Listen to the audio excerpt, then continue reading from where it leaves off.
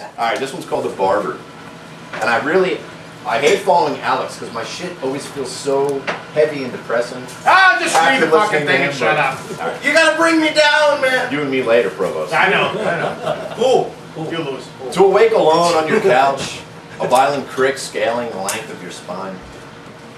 It's almost noon and hungover from a night of nothingness you rise, from dreams void of booze and love.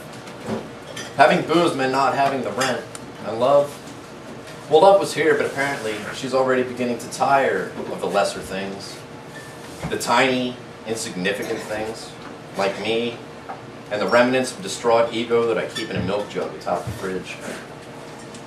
I ranted a little about poetry and she closed her eyes. I could feel the ceiling coming down, the walls in, the spears of my foolishness. I grabbed her, kissed her passionately. She smiled a bit and got up to leave. I lay here now, bits of sun coming in and bangs in my face, their roots receding like the laughter of other days. And I think of the last person besides myself to take steel with this mop in the last 16 years. Some crazy fucker, always laughing like an 18-wheeler coming down a mountain without brakes, and passing bad jokes through a burnout salesman's smile.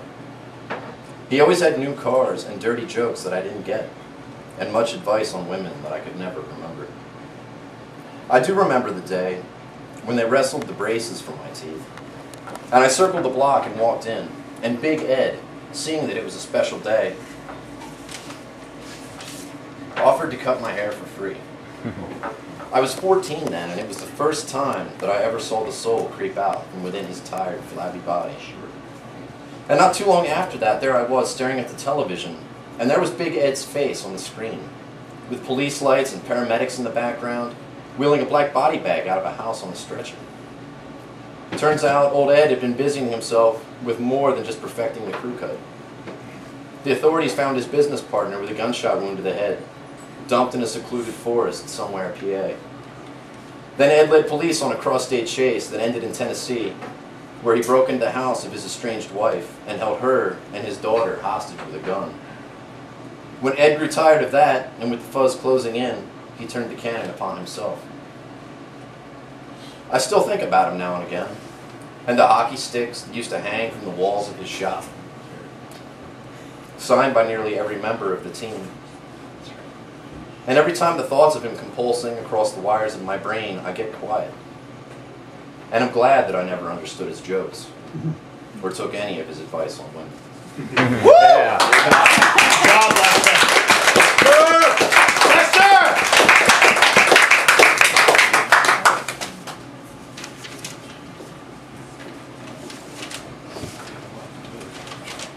You got it. Oh, I'm sorry, guy. I've been. Shit happens. Penetrate. Okay, this one's called Christmas 1989.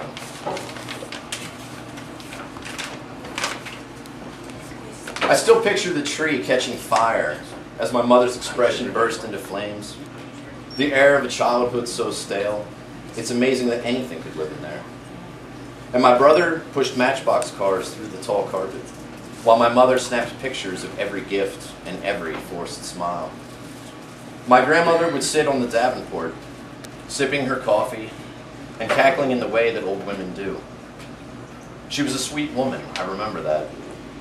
And I also remember my grandfather, out back in his t-shirt, drowning the day's catch of squirrels in a trash can full of water behind the shed. He didn't say much about it, but those goddamn squirrels, as I warred with my sweater, the wool making bumps of my skin, and I pulling it in ways that I don't believe my mother has yet to forgive me for. "You'll stretch the collar," she would yell. Fuck that collar. And the parade was on. We sat silent, like a rug in a room never seen. And I thought about the railroad tracks at the end of the street, knowing that they went somewhere. Woo! God bless him.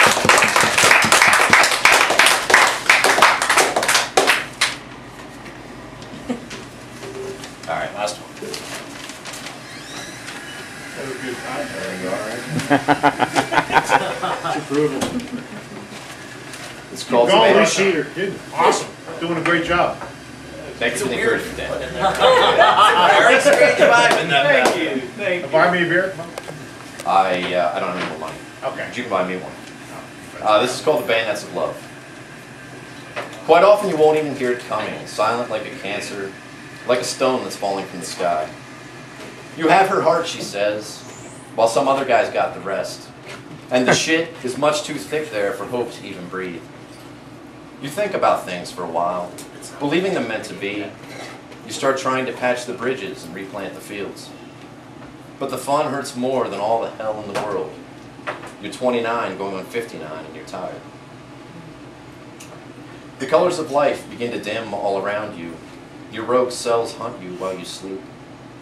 As the bayonets of love affix themselves once more, and once more they run you through.